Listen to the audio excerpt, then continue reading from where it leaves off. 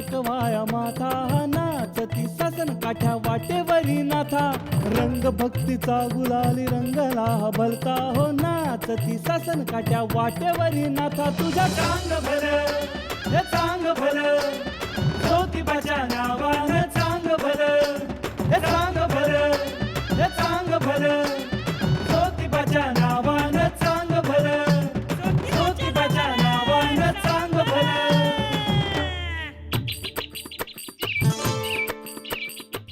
ज्योतिबाच्या नावानं चांग भलं. काय मंडळी, चैत्र यात्रेची लगबग चालली आहे का नाही?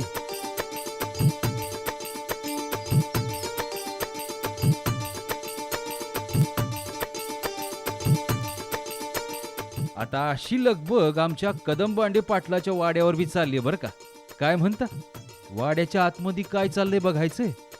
अहो, शिवाजीराव कदमबांडेंच्या वाड्यात शिरणं म्हणजे वाघाच्या गुहेत शिरण्यासारखं. तरी बी चला बघूया.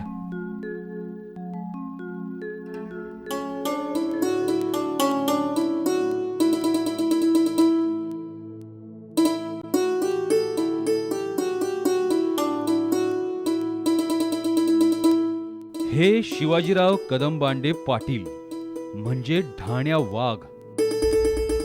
यांची मान लवती ती फकस्त दख्खनचा राजा ज्योतिबा मोर.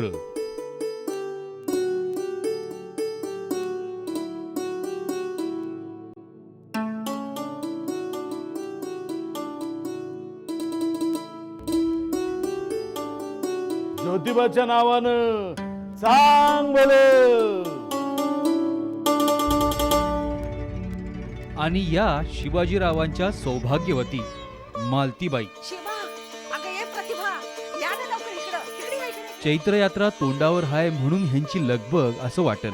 अहो, ते तर कारण हायच, पर आज यांचं चिरंजीव परदेशात येणार आहेत. जाऊ बस. ओ, शांता मावशी, या लवकर. आपल्या पाहुण्यांना सांगितलं का? हा, त्यांच्या समध्यांची ओळख करून द्यायची बरं का. हा, माझी सून लई गुणाची आहे.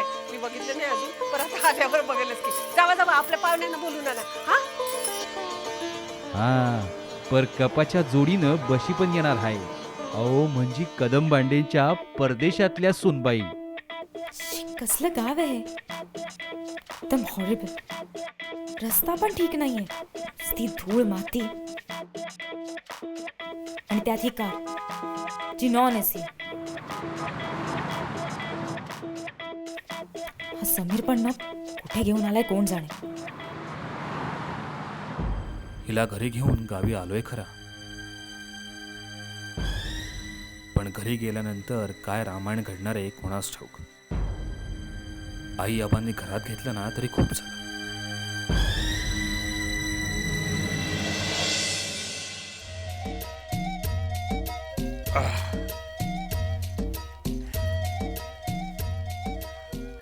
ओय कारभारीन, सोडा की उंबरठा. आता अख्खा दिस गेला की उंबरठ्यावर. असा कोण टिक्कोजीराव येणार आहे एवढी आतुरतेनं वाट बघताय त्याची? हो, असं काय करतायचं? माझं पोर 2 वर्षानं परदेशातून इथं येते. माझा तर जीव नुसता कसनुसा झालाय बघा. असं होय? होय ना. लय खालीवर करू नका जीवाला. परदेशात येतोय तर सगळे परदेशात लय उजेड पाडून येतोय म्हणून वाट बघायला लागलाय. अहो, आपल्या मर्जी विरुद्ध त्यानं परदेशात लग्न केलं. मग एवढा का राग धरताय त्याच्यावर? हे बघा, आजकालची पोरं स्वतःच्या डोसक्यानं चालतात. होय, पण म्हणजे काय आई बाची कदरच करायची नाही वय? लगीन करून येतय परदेशात. अरे लगीन म्हणजे काय भावला भावलीचा खेळ वाटला वय यांना? अरे कुळ धर्म कुळाचार काही असतो का नाही का बुडवायचा पार? काही नाही, कुळ धर्म कुळाचार बुडवला त्यानं. हा, हे बघा, त्यानं ज्या पोरीशी लगीन केलं ती जरी परदेशातली असली तरी तिचा आई बाप मराठीच आहे. बरं का हो, पोरगी बी लई चांगलं मराठी बोलतीय म्हण. होय, लय उपकार झाले आमच्यावर. आमचं नशीब थोर म्हणून असं लग्न करून आलाय. तरी बरं एखाद्या मड्डमला आणलं नाही लगीन करून, नाही तर लावली असती की समधी वाट आमची. हे बघा, आता समजा चांगलं झालंय ना, मग असं डोसक्यात राग कशा पायी घालतायसा? का बसा, हे बोलायला ते तुम्ही लई शहाणपणा शिकू नका आम्हास. का बसायचं बिलकुल. अरे या शिवाजीराव कदम बांडेचा लौकिक आमच्या घराण्याचा लौकिक उभे जिल्ह्यात आहे आणि त्याला चाड लावणाऱ्याची गय केली जात नाही. अगदी फार आमच्या पोटचा पोर असलं तरी बी. म्हणजे तुम्ही माफ करणार नाही बाई त्याला? माफ होय, माफ करायचं म्हणताय.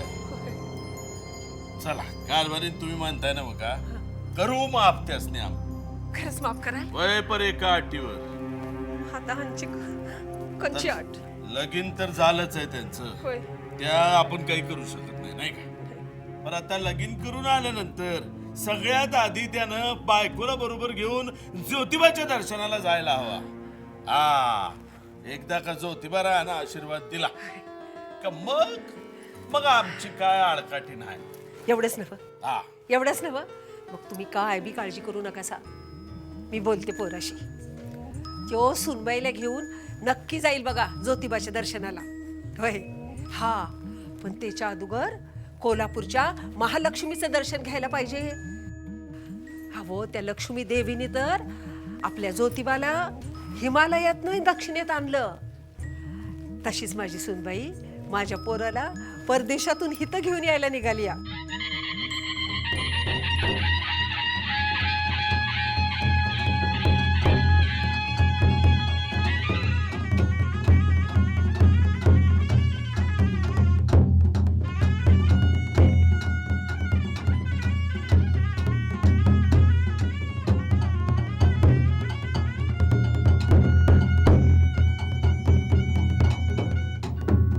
कोल्हापूरची महालक्ष्मी म्हणजे जगतजननी.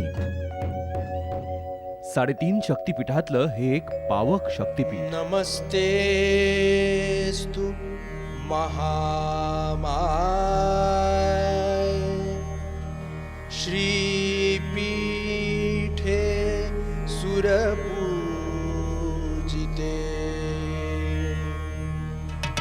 महालक्ष्मीच्या विनंतीवरूनच श्री केदारनाथ उत्तरेतून दक्षिणेत आले. असुरांचा नाश करून इथंच वस्ती करून राहिले. देवी महालक्ष्मीनंच केदारनाथांचा इथे राज्याभिषेक केला. म्हणूनच श्री केदारनाथांच्या दर्शनासाठी जाणारे भाविक महालक्ष्मीचं दर्शन घेऊनच पुढं मार्गस्थ होतात.